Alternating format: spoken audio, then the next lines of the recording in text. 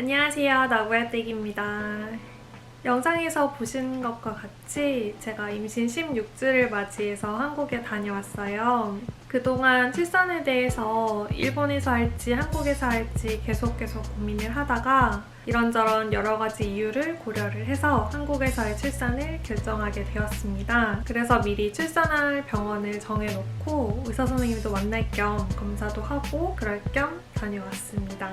병원뿐만 아니라 그 외에 한국에서도 임산부 등록을 하고 왔고요. 조리원도 등록하고 국민행복카드도 발급하고 한국에서 임산부 준비를 하고 왔습니다. 그래서 오늘은 제가 이제까지 준비 이런저런 과정을 거치면서 개인적으로 느낀 일본과 한국의 임신 출산에 대한 문화인식 차이 여러분들께 이야기해드리고 싶어서 카메라 앞에 앉았습니다. 우선 제가 굳이 16주를 맞이해서 한국을 다녀온 이유부터 말씀드리고 싶은데요. 제가 16주를 굉장히 강조를 하고 있잖아요. 그 이유는 한국에서는 16주를 맞이를 하면 일반적으로 기형아 검사라는 것을 해요. 뱃속에 있는 아가가 기형아 성질이 있는지, 기형아 성향이 있는지 확률적으로 검사를 하는 것인데 이 한국에서는 정말 당연하고 기본적인 검사가 일본에서는 일절 실시되지 않고 있습니다. 고령의 산모거나 고위험군의 산모가 아니면 기형아 검사에 해당되지 않고 보통 일반적인 산모가 기형아 검사에 대해서 요구를 한다고 하면 안정기에 들었는데 왜 기형아 검사를 하려고 하는지, 기형아 검사를 해서 어떻게 하려고 하는지 오히려 병원 측에서 이해를 하지 못한다고 합니다. 저는 정말 당연하다고 생각했던 그런 일들이 일본에서는 필요하지 않은 불필요한 절차라고 취급을 해버리니까 처음에는 되게 당황을 했었어요. 저는 개인적으로 첫 임신이기도 하고 첫 아기니까 한국에서 당연히 하는 기형아 검사고 심지어 보건소에서 무료로 실시하기도 하잖아요. 어차피 한국에서 출산을 결정을 했으니까 이런저런 준비 과정도 필요하고 한국에 한번 방문할 겸 이제 기형아 검사 시기와 맞물려서 가면 좋겠다 해서 굳이 16주를 맞이를 해서 한국에 다녀온 것이었어요. 이 기형아 검사뿐만 아니라 한국에서 당연한 시기별로 하는 임당 검사나 정밀 초음파도 일본에서는 실시하지 않는다고 합니다. 분만의 경우도 그렇게 차이가 많이 나요. 한국에서도 들어보셨을 수도 있겠지만 일본은 일반적으로 되게 자연주의 분만을 실시합니다.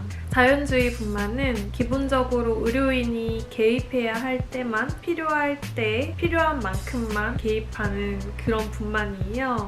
그래서 한국에서는 당연한 무통주사나 유도분만을 위한 촉진제 혹은 제모 관장 그리고 심지어 선택 제왕까지 많은 부분이 일본에서는 해당되지 않는 부분이더라고요. 특히 제왕절개는 긴급 수술이라는 인식이 커서 자연분만을 시도하다가 자연분만이 되지 않거나 아니면 위험한 상황에 도달했을 때 하는 수술이라고 생각을 하고 있더라고요.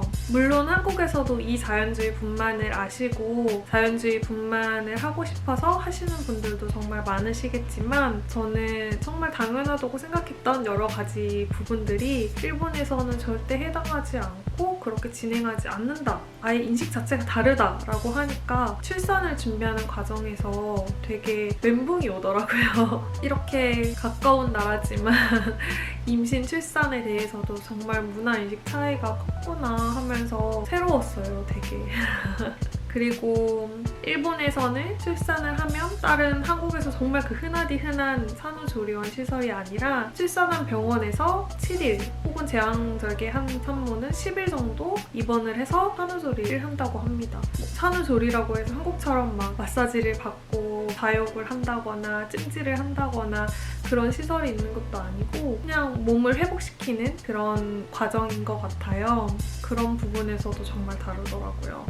근데 또 다른 신기한 점은 제가 이전 시약소 가서 임산부 등록을 하는 그런 영상에서도 말씀드리긴 하였는데 한국과 일본에서 임신 확인서를 받는 시기와 경과 반응 모두 정말 달랐어요. 처음에 한국에서는 5주도 안 됐던 것 같아요. 4주 말쯤에 산부인과를 갔더니 아기집이 이만한 이렇게 생긴 걸 확인하고 바로 임신 축하드립니다 하면서 축하도 해주시고 임신 확인서 서류를 주셨었거든요. 그런데 일본에서는 3번째 검진만 해야 임신 확인서 서류를 주셨었어요. 처음에 아기지 확인하고 나남 확인하고 심장 뛰는 거 확인했는데 그 다음 심장 박동 소리가 들리는지 확인을 하고 나서야 임신 확인서 서류를 떼주시더라고요. 그리고 검진을 받을 때도 초반 한국 산부인과에서는 임신 초기에 유산될 위험이 있으니까 이런저런 것을 주의했으면 좋겠다. 그리고 주변 지인들이나 가족들에게 경과를 지켜보고 알리길 바란다 라는 그런 조언을 되게 많이 해주셨었어요. 그런데 일본에서는 검진 받을 때 그런 얘기가 일절 안 하시길래 제가 임신 초기인데 뭘 조심을 해야 할까요? 라고 여쭤보니까 어차피 그거는 산모의 노력보다는 아기 운명에 달린 거다.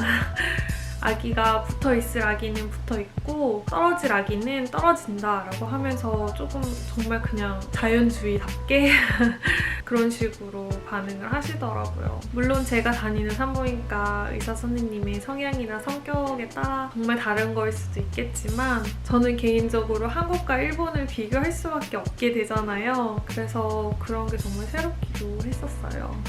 또 그 외에 생각해보면 자잘한 에피소드도 되게 많았던 것 같아요. 한국에서는 정말 당연하게 챙겨 먹는 임산부 영양제라는 게 있잖아요. 심지어 보건소에 임산부로 등록을 하면 시기마다 받을 수 있는 영양제들도 있고 예를 들면 엽산이나 철분제나 비타민 D나 유산균, 오메가3 일본에서는 영양제도 챙겨 먹지 않고요. 특히 음식 부분에서도 대표적으로 임산부들이 가장 고민하고 걱정하는 게 커피잖아요. 커피라는 음료에 카페인이 들어가 있으니까 일본에서는 커피가 왜? 라는 그런 반응으로 임신 중에서도 자연주의 같은 그런 느낌? 너무 많이 신경 쓰지 않고 너무 많이 제한하지 않고 그러는 것 같았어요. 그런 자잘자잘하고 소소한 것들이 정말 많이 다르고 초반에는 사실 저는 한국이 되게 유난스러운 건가? 라고 의문을 갖기도 했었어요. 제가 당연했던 모든 것들이 일본에서는 정말 하나도 해당되지 않으니까 일본에서 얘기하고 생활하다 보니까 한국에서 주의해야 할 사항들이 너무나 많아서 피로해지고 조금 주눅이 든다고 해야 되나요? 그런 부분에서 스트레스 받을 수도 있겠다라는 생각이 들더라고요. 그런데 저는 뭐 한국의 경우가 맞다, 일본의 경우가 맞다, 그래서 어느 편에 선다, 어느 쪽이 옳다라는 것은 아니지만 혹여나 한국에서 임신을 하고 계시거나 임신 준비를 하고 계시는데 준비해야 될 것도 너무 많고 조심해야 될 것도 너무 많고 나는 아무것도 모르고 이런 것 때문에 혹여나 스트레스 받는 분도 계실 거라고 저는 생각이 들어요. 저도 실제로 그랬으니까. 그런데 한국과 일본의 이런 문화인식 차이를 겪으면서 꼭 그렇다고 해서 그것만이 정답이라는 것은 아니지 않을까? 라는 것을 저와 같이 임신을 하고 계시는 분들께 말씀드리고 싶기도 했고 아니면 혹은 한국과 일본에 관심이 많은 분들께 그냥 재미로서 전달해드리고 싶었던 이야기였어요. 그래서 이때까지 정말 많이 주저주저 했던 그런 이야기들을 재밌게 들어주셔서 정말 감사드립니다. 오늘은 제가 이때까지 겪었던 임신 출산에 대한 일본과 한국의 문화인식 차이를 말씀드렸는데요. 앞으로도 또 재밌는 에피소드가 있거나 또 이거는 말씀드려보고 싶다라는 생각이 든다면 다시 카메라 앞에 앉아서 이렇게 또 주저주저 하는 그런 시간을 마련해 보도록 하겠습니다. 감사합니다.